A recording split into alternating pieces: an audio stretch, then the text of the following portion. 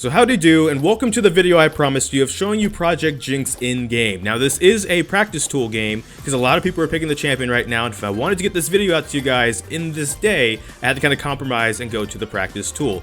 On top of that, I think this will just serve, we'll be able to get enough done that we want to get done. What I'm going to basically do in this video is we're going to show like the abilities and stuff like that, of course, builds and whatnot, and then probably the second half of the video, or at least later in the video, I'll probably do more like use a league director tool to show more turnarounds and stuff like that at like the same level as the skin, like a top view, and some other things like that. So here we go. First of all, one of the reasons that I have Jinx in the dance is you can see her braids are actually represented by those strips in the back of her head, because in her short bio, she's actually someone that volunteered for the project like initiative or like getting converted, but then something kind of went wrong in the process that kind of made her insane. So I imagine maybe those are what she was plugged into, like the Matrix or something like that. But anyways, since the hair was one of the criticisms, that was something that was critiqued at least. We do see the braids, they are there, they're represented by that. And then the rest of her hair is actually not in the mohawk.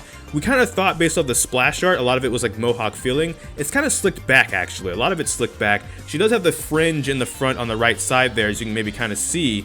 Kind of like even in her classic skin, but overall the hair is a lot more actually back than the splash art kind of shows. So maybe there's a little bit of a disconnect between the in-game model and the splash art to give people that feeling, and as such they had that thing that kind of felt like Odyssey, if that was going to be the case.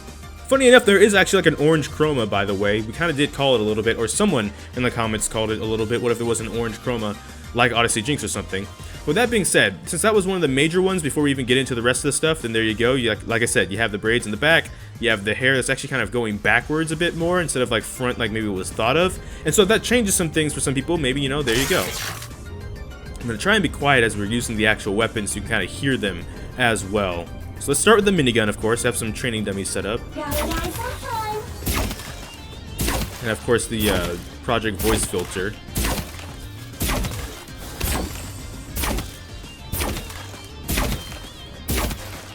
So the auto attacks definitely hit with some umph, right? Like the in sound when you're hitting a target, and they kind of fire out. They kind of sound a bit, I want to say, airy, for lack of a better descriptive word, right? Like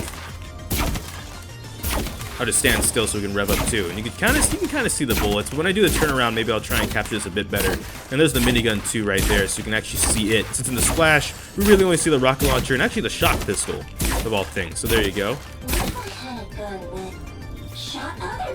Now switching to fishbones, as a matter of fact. I don't know how exactly easy it is. Like I said, when I do the second half, I'll try maybe like slow it down and show the top view in case it's really hard to see like what the rockets specifically look like. Oh, that kind of sounds like a funny line in the Project voice filter. All right, now for zap.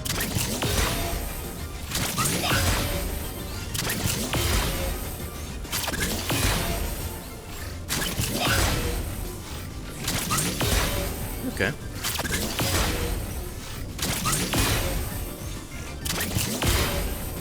Now for the flame chompers, I'm going to walk down here and kind of zoom in a bit so we can get a look of what they look like specifically. Here we go.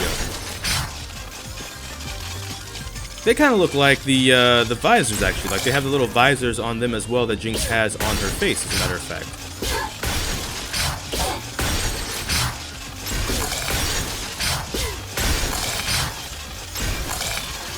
Okay, and then when they explode, they have a little bit of like a shockwave, the project feel kind of going on. And of course, last but not least, the Super Mega Death Rocket at close range, because why not?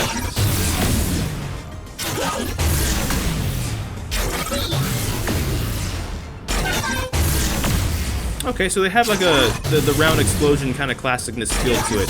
I don't know, because I have bad eyes, so like I said, I can't quite tell if like there's something in the explosion. Like I believe if you use the Slayer splash, the explosion smiles when it impacts. But this does have quite a bit of like project particles and effects coming off of it when it fires, right? So there is that too. Even with the rocket launcher itself, if I just zoom in on Jinx herself, when Fishbones is spitting the rocket, you can kind of see like kind of like the little cursor and like the shock wave when the missile comes out and fires away. So in minigun form, the smaller bolts are just smaller bolts. There's no real point there. But in rocket form, they're usually smaller rockets. Let's see. Oh, they are. Oh, and when you're critting, it looks like the rockets change colors. If If you notice, the rockets when we were first using it was blue. Now the rockets are actually red, and the smaller rockets are the same as the bigger rockets, but smaller specifically. So that's interesting. I wonder if we get all three. Yeah, there we go. You might have so much attack speed, it's kind of hard to see them though. So I will try and slow that down in editing. I apologize. But yeah. Actually, I don't know, this is kind of mesmerizing. I can kind of watch this for like a good minute or so, but people got things to do and places to be. I'm not going to waste a lot more time. That's kind of nice though. I'm not going to lie, that's kind of nice. If, like, for example, let's say you want to zap flash. That's what it looks like when you do that.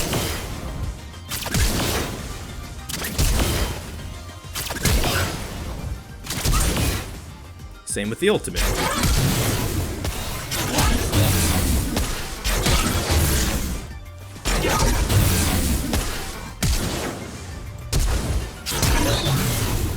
And if we actually hurry up and go here, we might be able to do it again.